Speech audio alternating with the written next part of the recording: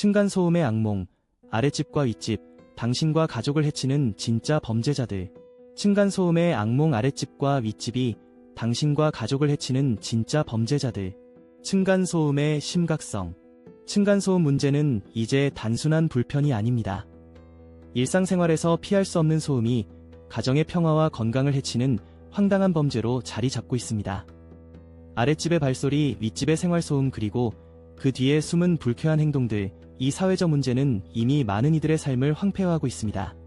피해자의 고통. 층간소음의 피해자는 단순히 소음으로 인한 불쾌함을 견디는 것에 그치지 않습니다. 심리적으로는 불안, 우울증, 스트레스 같은 심각한 증상이 나타날 수 있으며, 신체적으로는 두통, 불면증, 집중력 저하 등의 다양한 문제를 일으킬 수 있습니다. 특히 어린아이와 노인 등 취약계층이 피해를 입는 경우 사회적 안전망이 필요하다는 목소리가 커지고 있습니다. 소음 이후의 괴롭힘. 더욱 심각한 것은 아랫집이나 윗집에서의 소음뿐만 아니라 특정한 장비를 이용해 피해자를 괴롭히는 행위가 늘고 있다는 것입니다. 이들은 특수한 장비를 사용해 생활소음뿐만 아니라 멀리서 불쾌한 말을 섞어보내며 피해자를 지속적으로 괴롭히기도 합니다. 이러한 행위는 결코 단순한 괴롭힘이 아니라 정신적인 학대라고 할 수 있습니다. 사회적으로도 이와 같은 행동이 더 이상 방치되어서는 안 되는 상황입니다. 조직 스토킹의 확산.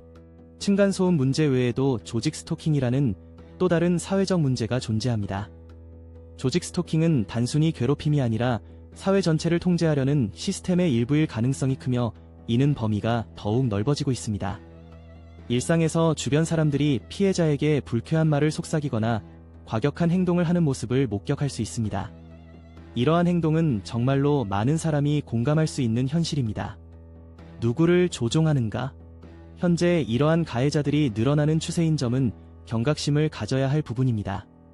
이어지는 내용은 블로그 게시물에서 확인하실 수 있습니다. 게시물 링크는 더보기란 또는 고정 댓글을 참고해주세요. 영상이 도움이 되셨다면 좋아요와 구독 부탁드립니다. 감사합니다.